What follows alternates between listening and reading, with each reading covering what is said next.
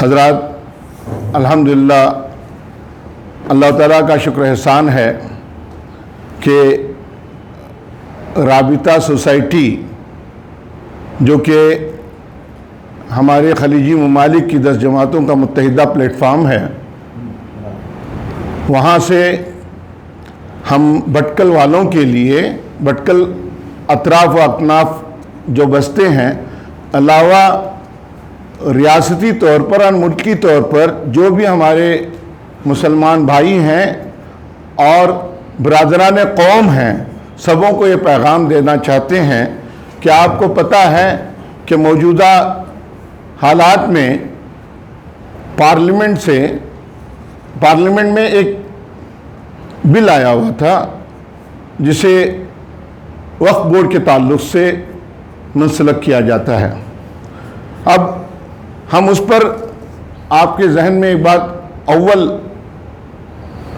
سرفہرست لانا چاہتے یہ ہیں کہ جہاں تک ہندوستان میں بسنے والے مسلمانوں کا سوال ہے، اللہ تعالیٰ کے فضل و کرم سے ہر ایک احباب دستور کو ساتھ میں لے کے چلتے ہیں اور دستور پر عمل کرنا چاہتے ہیں۔ وہ ہماری آج جمہوریت کی سب سے بڑی طاقت ہے۔ اسی بات کا پاس و لحاظ رکھتے ہوئے جو کمیٹی کے سپرد کیا گیا ہے یہ بل، اس کمیٹی سے ہمیں ایک چھوٹ ملی ہے کہ ہندوستان میں جتنے بھی NGOs ہیں یا اسٹیک ہولڈر ہیں یا وقف بورڈ سے ریلیٹڈ ہیں یا انڈیویجولز ہیں، وہ اپنے طور پر اس تعلق سے اپنا کوئی اعتراض ہو وہ بھیج سکتے ہیں۔ یہ لیبرٹی ہے، یہ تو ہمارے ہندوستان کی ڈیموکریسی کی خوبصورتی ہے۔ اسی نسبت سے میں آپ احباب کے لیے ایک ضروری پیغام دینا چاہتا ہوں۔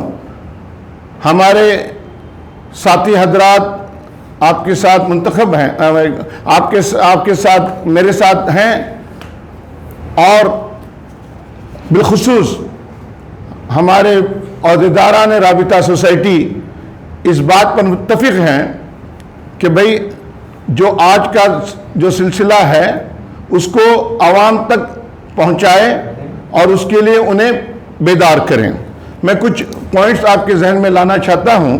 بالخصوص نمبر 1، وقف ترمیمی بل 2024 جو اس وقت زیر غور ہے، سنگین خدشات کو جنم دیتا ہے۔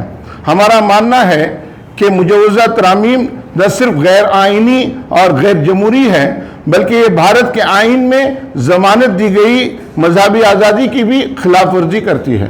نمبر 2، وقف جائیدادیں اللہ کی ملکیت ہے، انہیں کسی حکومت یا کسی اور حاکم کے کنٹرول یا قبضے میں نہیں لیا جا سکتا۔ ان کے مقاصد بھی اسلامی تعلیمات کی رہنمائی میں طے شدہ ہے، لہذا وقف جائیدادوں کا انتظام اور کنٹرول وقف بورڈ کے پاس ہی رہنا چاہیے، اور اس میں مسلمان علماء کی نمائندگی برقرار رہنی چاہیے تاکہ وقف کے تقدس اور مقصدیت کو محفوظ رکھا جا سکے۔ نمبر 3، جیسے کسی دوسرے مذہبی برادری کو اپنے مذہبی امور میں بیرونی مداخلت قبول نہیں ہوگی، اسی طرح ہمارا ماننا ہے کہ وقف کی جائیدادوں کا انتظام صرف مسلمانوں کے ہاتھ میں رہنا چاہیے۔ ہم کسی بھی ایسی تبدیلی کو قطعی قبول نہیں کرتے جو وقف کے نظام کی سالمیت کو کمزور کرے۔ نمبر 4، وقف ایک مذہبی اہمیت کا حامل معاملہ ہے جو شریعت کے قوانین کے تحت ہے، جہاں ایک بار جب کوئی جائیداد وقف کے طور پر مقرر ہو جائے تو اسے اللہ تعالیٰ کی ملکیت تصور کیا جاتا ہے۔ ہمیں خدشہ ہے کہ یہ بل شفافیت لانے کے بجائے مسلمانوں کو ان کی وقف جائیدادوں سے محروم کرنے اور ان کے دعووں کو کمزور کرنے کی کوشش کر رہا ہے۔ اس کے نتیجے میں نئے تنازعات پیدا ہو سکتے ہیں اور دوسروں کے لیے وقف جائیدادوں پر قبضہ کرنے میں آسانی ہو سکتی ہے، کیونکہ قانونی تحفظات کمزور ہو جائیں گے۔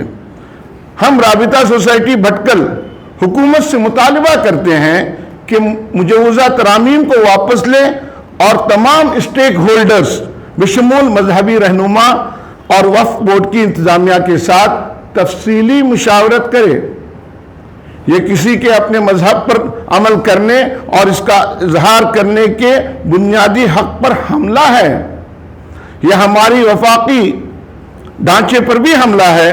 وقف کے معاملات ریاستی حکوموں کے ذریعے بحث خوبی نمٹائے جا رہے تھے، لیکن مرکز اب اس اختیار کو بھی ہتھیانا چاہتا ہے۔ اس بل کی بہت سی شقیں ظالمانہ ہیں اور ایک سیکولر جمہوریت میں ان کی کوئی جگہ نہیں ہے۔